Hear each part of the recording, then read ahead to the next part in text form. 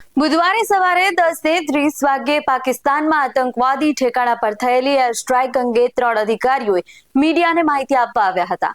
સૌપ્રથમ પ્રેસ કોન્ફરન્સમાં હવાઈ હુમલાના 2 મિનિટનો વિડીયો ચલાવવામાં આવ્યો. આમાં આતંકવાદીઓના ઠેકાણા પર ભારતીય સેનાની કાર્યવાહી બતાવવામાં આવી હતી. વિદેશ સચિવ વિક્રમ મિસ્રી, આર્મી કર્નલ સોફિયા કુરેશી અને એરફોર્સ વિંગ કમાન્ડર વ્યોમિકા સિંહે ઓપરેશન વિશે માહિતી આપી હતી. વિદેશ સચિવ વિક્રમ મિસ્રીએ કહ્યું કે પહેલગામ એકમાં કાયરતાપૂર્વક હુમલો થયો, જેમાં લોકોને તેમના પરિવારોની સામે મારવામાં આવ્યા હતા. લોકોના માથામાં ગોળી મારી દેવામાં આવી હતી. બચી ગયેલા લોકોને આ હુમલાનો સંદેશ ફેલાવવાનું કહેવામાં આવ્યું. આ હુમલો જમ્મુ અને કાશ્મીરની સારી સ્થિતિને અસર કરવા માટે કરવામાં આવ્યો હતો. ગયા વર્ષે 2.25 કરોડથી વધુ પ્રવાસીઓ કાશ્મીર આવ્યા હતા.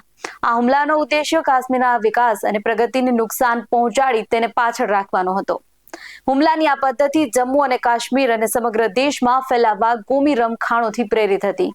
TRF નામના એક જૂથે આ હુમલાની જવાબદારી સ્વીકારી છે. તેના પર UN દ્વારા પ્રતિબંધ મૂકવામાં આવ્યો છે અને તે લશ્કર સાથે જોડાયેલો છે.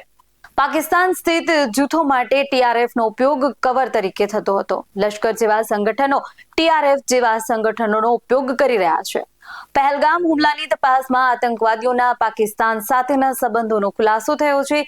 TYRFના દાવાઓ અને લશ્કરી સોશિયલ મીડિયા પોસ્ટ આ વાત સાબિત કરે છે. હુમલાખોરોની પણ ઓળખ થઈ ગઈ છે. આ હુમલાની રૂપરેખાએ ભારતના સરહદ પારથી આતંકવાદ ફેલાવવાની પાકિસ્તાની યોજનાનો પર્દાફાશ કર્યો છે. પાકિસ્તાન આતંકવાદીઓ માટે સુરક્ષિત આશ્રય સ્થાન તરીકે પ્રતિષ્ઠા મેળવી ચૂક્યું છે.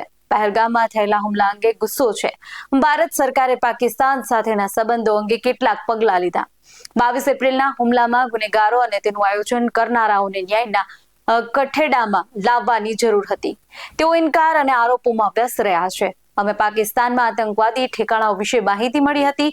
તેઓ વધુ હુમલા કરી શકે છે તેને રોકવા જરૂરી હતા અને તેમને રોકવાના અમારા અધિકારનો ઉપયોગ કર્યો છે. આ ક્રિયા જવાબદારી પૂર્ણ છે. આતંકવાદના માળખાને નાબૂદ કરવા અને આતંકવાદીઓને અસમર્થ બનાવવા પર ધ્યાન કેન્દ્રિત કરે છે. UN આતંકવાદના નિંદનીય કૃત્યના ગુનેગારોને જવાબદાર ઠેરવવાની જરૂરિયાત પણ વ્યક્ત કરી. છેલ્લા દાયકામાં 350થી વધુ ભારતીય નાગરિકો સરહદ પારના આતંકવાદનો ભોગ બન્યા છે. આ ક્રૂર હિંસામાં 800થી વધુ લોકો ઘાયલ થયા છે. આ સમયગાળા દરમિયાન દેશની રક્ષા કરતી વખતે 600થી વધુ સૈનિકોએ પોતાના જીવ ગુમાવ્યા છે, જ્યારે 1400થી વધુ સુરક્ષા કર્મીઓ ઘાયલ થયા છે. કર્નલ સોફિયા કુરેશી અને વિંગ કમાન્ડર વ્યોમિકા સિંહ ઓપરેશન રાત્રે 1:05 થી 1:30 વાગ્યાની વચ્ચે થયું.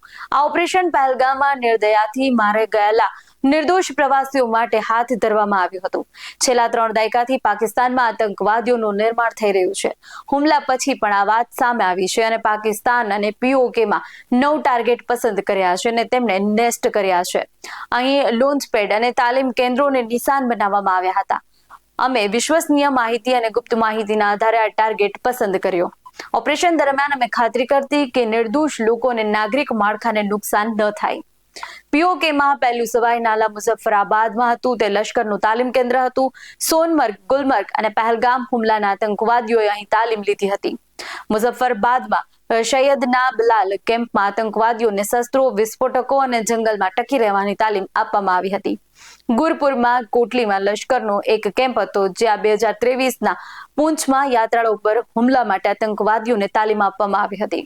પાકિસ્તાનમાં અમારો પહેલો ટાર્ગેટ સિયાલકોટમાં સર્જલ કેમ્પ હતું. માર્ચ 2025માં પોલીસ કર્મચારીઓની હત્યા કરનાર આતંકવાદીઓને અહીં તાલીમ આપવામાં આવી હતી. શિયાલકોટના મહમુના જ્યાં કેમ્પમાં હિઝબુલ્લાહનો ખૂબ મોટો કેમ્પ હતો. આ કઠુઆમાં આતંકવાદનું નિયંત્રણ કેન્દ્ર હતું. પઠાણકોટ હુમલાનું આયોજન અહીં જ કરવામાં આવ્યું હતું. મરકટ તૈબા મુરીડકેમાં એક આતંકવાદી છાવણી છે. અજમલ કસાબ અને ડેવિડ કોલમેન હેડલીને અહીં તાલીમ આપવામાં આવી હતી. મરકઝ સુબાનલ્લાહ ભાવલપુર જેસનું હેડક્વાર્ટર હતું. અહીં આતંકવાદીઓની ભરતી અને તાલીમ આપવામાં આવતી હતી. જેસના વરિષ્ઠ અધિકારીઓ અહીં આવતા હતા. કોઈ નાગરિક જાનહાનિના અહેવાલ નથી. અમે રહેણાંક વિસ્તારોને નિશાન બનાવ્યા નથી.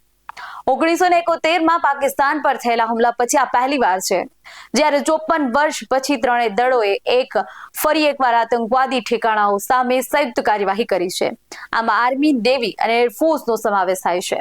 લગભગ 9 કલાક પછી સવારે 10:30 વાગ્યે એક પ્રેસ કોન્ફરન્સ દ્વારા ઓપરેશન સિંદૂર વિશે સત્તાવાર માહિતી આપવામાં આવી.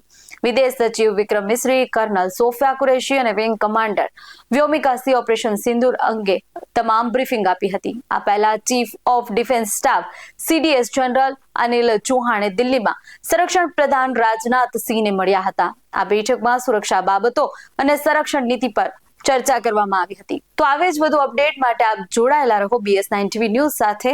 નમસ્કાર.